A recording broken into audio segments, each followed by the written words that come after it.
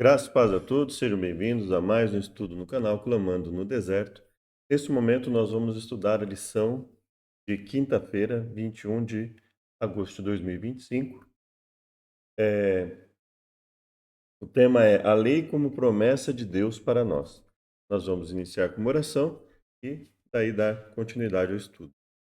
Obrigado, Deus, por tudo que nos tem concedido. Venha nos dar a tua sabedoria, nos auxiliar, nos perdoar, fortalecer em nome de Jesus. Amém. Bom, então, a lição 21 de agosto, ela tem, logo na sua pergunta 5, uma questão em Romanos, que diz: Paulo foi claro ao ensinar que não podemos ser salvos pela obediência aos 10 mandamentos.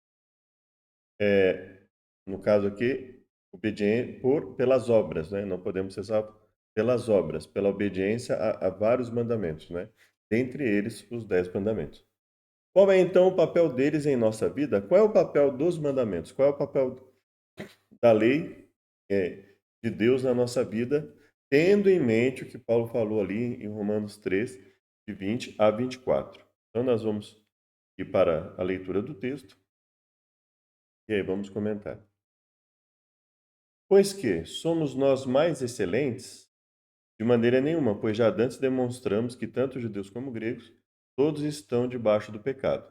Então, a argumentação de Paulo é: estamos debaixo do pecado. Como estamos debaixo do pecado, então como resolver isso? O que podemos fazer para resolver essa situação? Estamos debaixo do pecado. O que significa estar debaixo do pecado? Todos estão debaixo do pecado. Existem duas categorias de pessoas, né? Aquelas que pecam voluntariamente e aquelas que lutam contra o pecado. No entanto, as que pecam voluntariamente estão em rebeldia contra Deus, mas as que estão lutando contra o pecado também, ainda que não costumeiramente, elas vão cometer algum tipo de pecado, então elas vão precisar do perdão de Deus. Então, basicamente, esse é o raciocínio que ele vai usar. Nós temos um vídeo no canal sobre a questão do justo, né? Não vou entrar no mérito aqui. Ele dá essa argumentação do verso 10 até o verso 18, né? Ele vai justificar, ele vai embasar o argumento dele de que todos estão debaixo do pecado, dos versos 10 ao verso 18, pegando partes distintas da Bíblia, e aí a partir daí ele fala: ora, nós sabemos que tudo que a lei diz, aos que estão debaixo da lei o diz, para que toda boca esteja fechada e todo mundo seja condenável diante de Deus, ou seja, todo mundo que esteja em pecado, né? Em pecado em que sentido? Que precise do perdão de Deus, que tenha cometido algum pecado. E aí vai entrar a passagem da lição, versos 20 a 24. Por isso, nenhuma carne será justificada diante dele pelas obras da lei, porque pela lei, a lei, vem o conhecimento do pecado. Então, nós temos nas Escrituras leis de saúde, nós temos os 10 mandamentos, né? Nós temos leis sobre a administração, cuidado do lar, cuidado da família, né? Nas Escrituras. Então, nós temos a lei em geral, né? E aí ele fala: pela lei vem o conhecimento do pecado. Agora, pela lei vem apenas o conhecimento do pecado? Então vamos lá. Pela lei vem o conhecimento do pecado. Então, por exemplo, honra teu pai e a tua mãe. Ele não está apenas dizendo o que está errado, caso eu esteja desonrando. Ele vai me mostrar se eu estou de acordo com a vontade de Deus. A lei vai mostrar se eu estou de acordo com a vontade de Deus ou não. Então, não furtará. Se eu não estou furtando, eu estou de acordo com a lei. Então, a lei vai me mostrar o quê?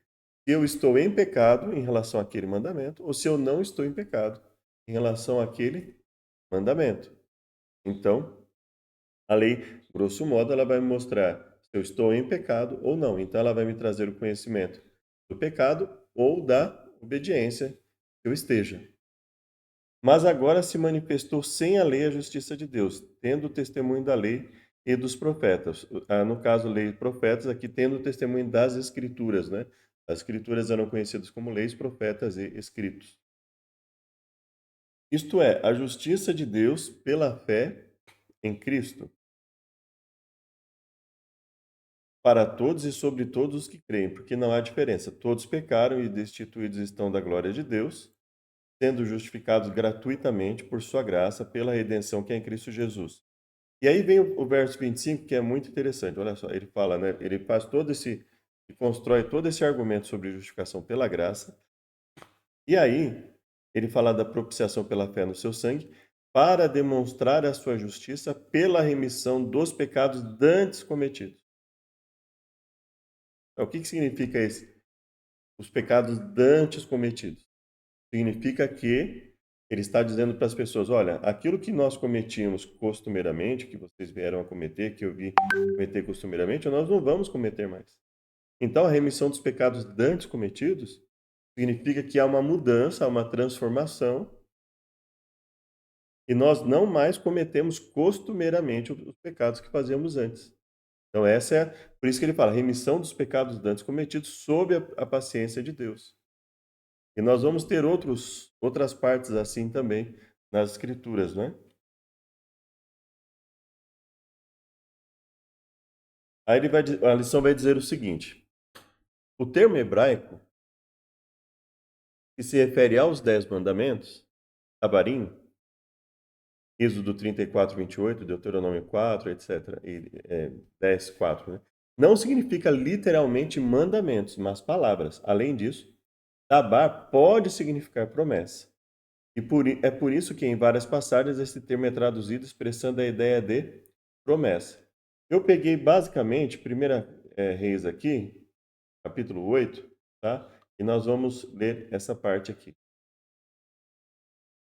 1 Reis, capítulo 8, que é uma das partes que a lição colocou, né? 8:56. E pôs-se em pé e abençoou a toda a congregação de Israel em alta voz, dizendo: Bendito seja o Senhor que deu repouso ao seu povo Israel, segundo tudo que disse. Nenhuma só palavra caiu de todas as suas boas palavras, falou pelo ministério de Moisés, seu servo. Senhor nosso Deus seja conosco, como foi com nossos pais, não nos desampare e não nos deixe, inclinando a si o nosso coração, para andar em todos os seus caminhos, para guardar os seus mandamentos ou as suas palavras, estatutos, juízos que ordenou a nossos pais. Então, assim, vamos tentar entender essa questão no seguinte: quando se diz aqui a palavra não significa literalmente mandamento, quando a gente vai olhar o contexto em que essas palavras foram dadas, elas são mandamentos. Então, por que a tradução está mandamento? Nesse caso em específico, pode acontecer que algumas traduções, né? Vou voltar aqui.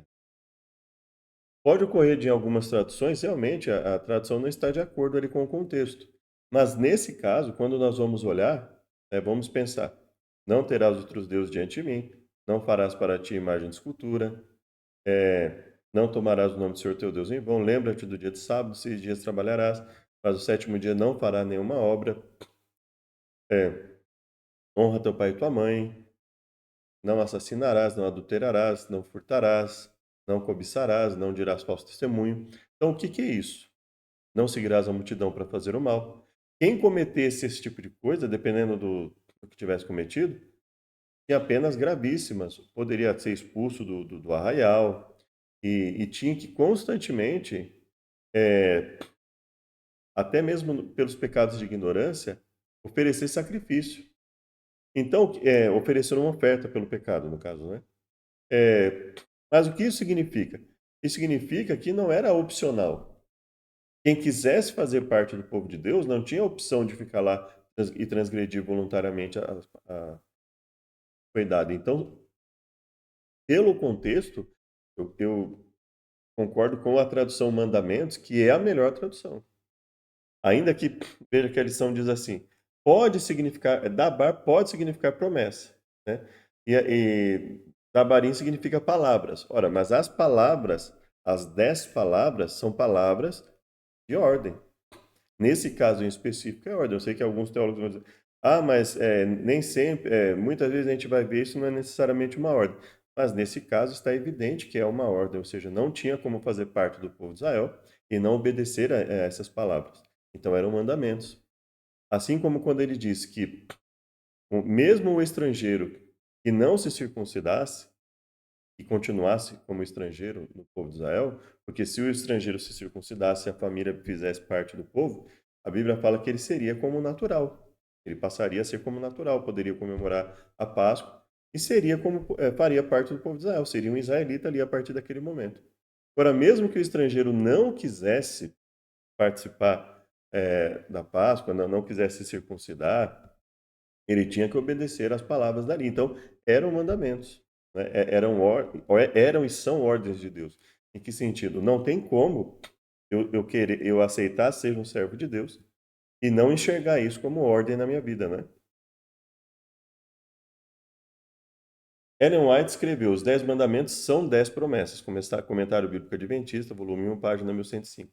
Devemos entender o Decálogo como promessas de Deus que nos guiarão no caminho certo para que ele possa fazer maravilhas por nós, mas para isso devemos obedecer-lhes. Isso significa que, quando se diz que os mandamentos também são promessas, isso não muda o fato de que eles são mandamentos, efetivamente.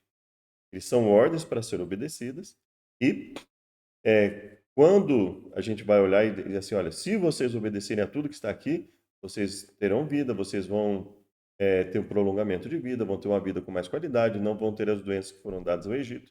Então, a obediência aos mandamentos, ela é recompensada, ela está envolta em promessas. Então, o mandamento em si é uma promessa? Não, mas o mandamento, ele está envolto em promessa. A obediência aos mandamentos tem a ver com promessas de Deus, né?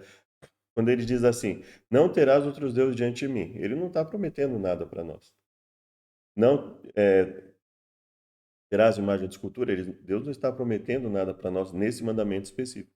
Ora, pela obediência a esses mandamentos, ele promete que vai haver uma série de mudanças na nossa vida que vão nos fazer viver mais, viver melhor, ter um controle melhor sobre a nossa vida, família, sociedade e por aí afora, né?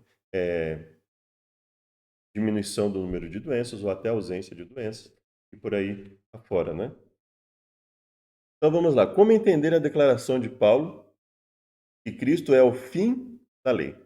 Como entender, a pergunta 6. Como entender a declaração de Paulo de que Cristo é o fim da lei? E vamos para as passagens. Passagem de Romanos 10, né? Ele vai falar, olha, irmãos, o bom desejo do meu coração e a oração a Deus por Israel é para a sua salvação. Porque eu lhes dou testemunho de que eles têm zelo de Deus, mas não com entendimento. Porquanto, conhecendo a justiça de Deus e procurando estabelecer a sua própria justiça, não sujeitaram a justiça de Deus. Bom, qual é a justiça de Deus? A justiça de Deus é a, a ordem para que se obedeça aos mandamentos. Praticar justiça na Bíblia muitas vezes está relacionado à obediência. Quando Jesus fala, é, se a vossa justiça não for maior do que as dos escribas e fariseus, ele está se referindo à obediência aos mandamentos. Ele tinha acabado de dizer, para que vejam as vossas boas obras, né? Então vamos só voltar aqui. Para que vejam as vossas boas obras e glorifiquem ao vosso Pai que está no céu.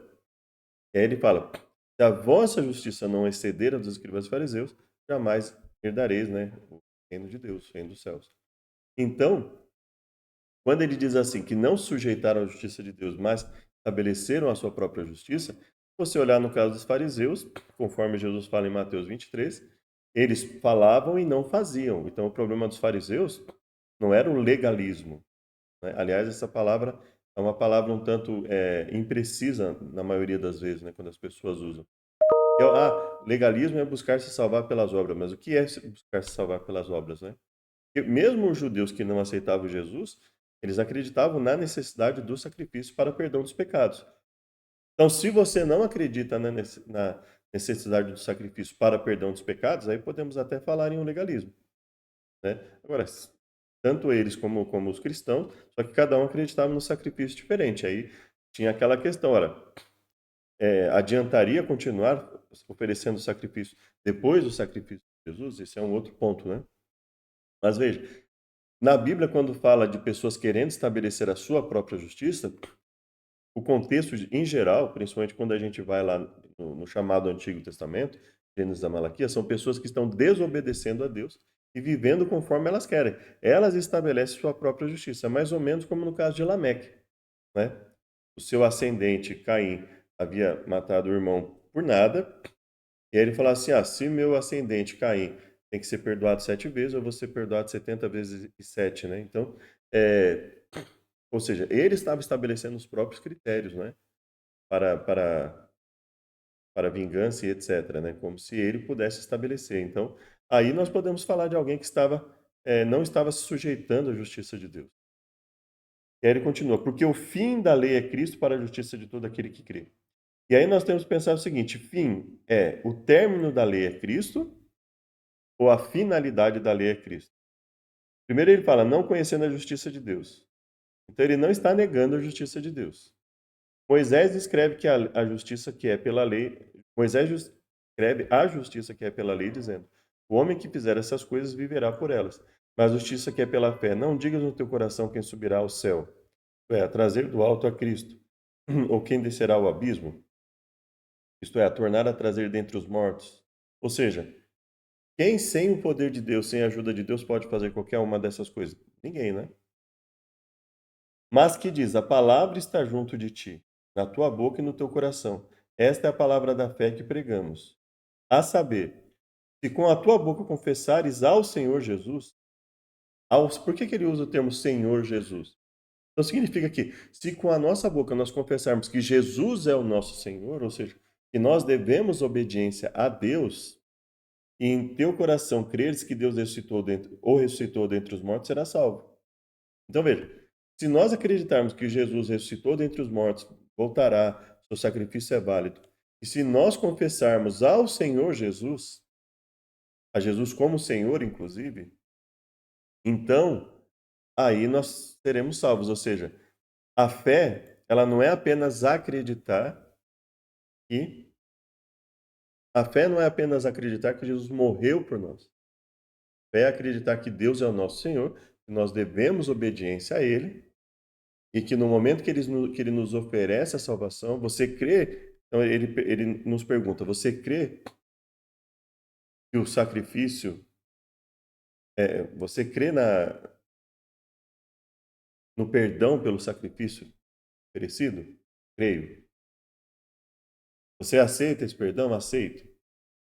Você está disposto a mudar de vida? Está arrependido? Sim. Na Bíblia não existe perdão sem arrependimento. Então não existe salvação sem arrependimento. Não tem como falar. Então, assim, a mera crença, eu acredito que Jesus morreu por mim, eu tenho salvação? Não. Isso, segundo a Bíblia, não é fé. Até os demônios creem que Jesus morreu pelas pessoas e é capaz de salvar as pessoas. Eles creem e tremem, né? Então, fé não é mera crença. E não é só acreditar que Jesus morreu pelas pessoas, é acreditar que Deus é o nosso Senhor, que Deus está acima, né? Que nós devemos nos sujeitar a Ele. E pela sua graça, pelo seu poder, Ele nos transforma. E aí ele vai continuar, né, dizendo o seguinte, lá no capítulo 10 mesmo, ele vai dizer o seguinte: mas nem todos têm obedecido ao Evangelho.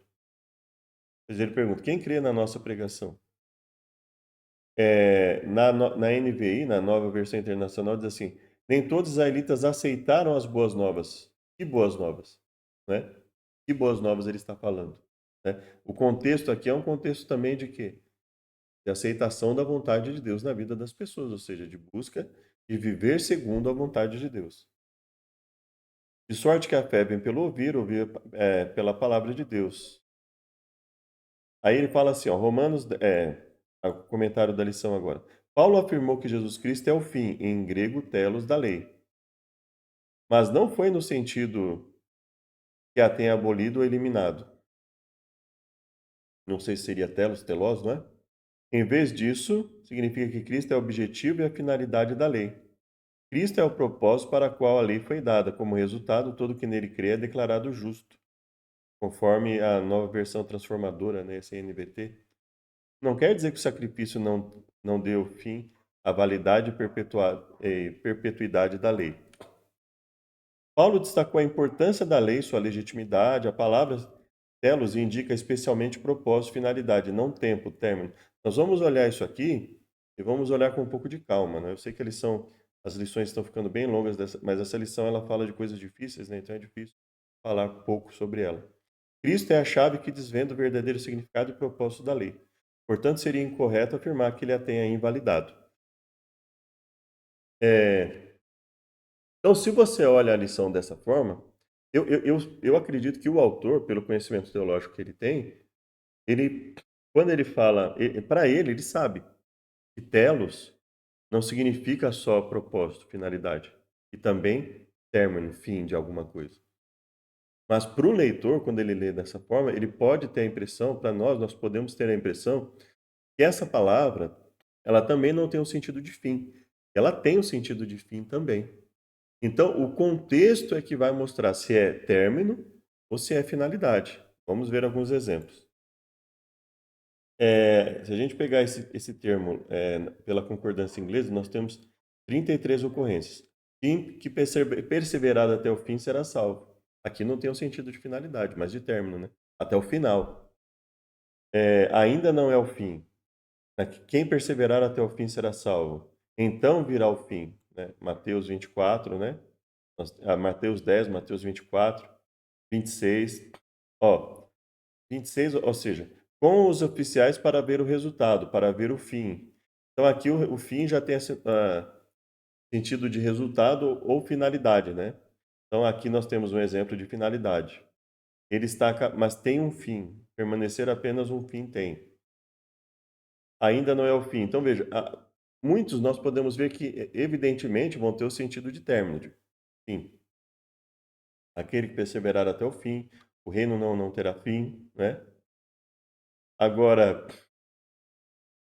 para mim tem seu, Lucas, cumprimento. Eu tenho um fim. Em relação a mim, um fim tem. Porquanto, vamos ver o que ele está dizendo aqui, ó. Porquanto vos digo que ainda importa que em mim se cumpra aquilo que está escrito. E com os malfeitores foi contado, porque o que está escrito de mim terá cumprimento, terá resultado. Então veja, aqui o termo telos, o telos, ele vai ter o sentido de resultado, né? Um outro momento. E que frutos tinha então das coisas que agora vos envergonhais? Porque o fim delas é a morte. O resultado dessas coisas é a morte. Porque o término, no sentido da morte física, é o mesmo para os dois, né? Agora, aqui também, se eu substituir pelo término, o término de todas essas coisas, o final de todas essas coisas, é a morte eterna. Veja que é o sentido de final também. Romanos 6:22, da santificação e o resultado eterno, o fim eterno. O fim é a vida eterna. A finalidade, mas também o final, no final, aquele que obedece a Deus vai ter a vida eterna. Aquele que aceitou a Deus, aceitou o sacrifício, aceitou o perdão e deixou Deus transformar a sua vida, o fim para essas pessoas é a vida eterna. Mas veja, aqui tanto cabe o término como a finalidade daquilo para essas pessoas na santificação, o resultado é eterno, o resultado é a vida eterna. Aí nós temos o termo que é fim da lei, né? Agora, ó, primeira carta de Paulo a Timóteo, né? Ora, o fim do mandamento é o amor. Veja que o fim do mandamento é o amor, ele não está dizendo assim que quando eu amo, acabou o mandamento. Ele está falando a finalidade do mandamento é o amor. A finalidade do mandamento é o amor puro, de um coração puro, de boa consciência, de uma fé não fingida. Então nós temos também o resultado como finalidade. Tiago 5, 10 e 11. Eis que temos por bem-aventurados que sofreram, ouviste qual foi a paciência de Jó, e vistes o fim que o Senhor lhe deu. Ou seja, o resultado que o Senhor deu a ele. Porque o Senhor é muito misericordioso e piedoso. E um dos pontos aqui, ó, primeira carta de Pedro, capítulo 1, né, no verso 9, diz assim: alcançando o fim da vossa fé, a salvação das vossas almas. O resultado, finalidade da vossa fé, que é a salvação das vossas almas. O fim daqueles que são. Qual será o fim daqueles que serão desobedientes? Qual será o resultado? E nesse caso, né, qual será o final realmente? Né? O que acontecerá com essas pessoas no fim de tudo? Então, nós vemos aqui que há dois significados.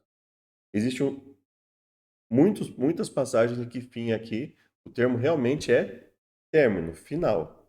Mas existem outras que mostram que o termo é finalidade. E é o contexto que vai determinar. Quando nós vemos os livros de Paulo, nós vemos que ele não está dizendo que a lei como um todo acabou, né?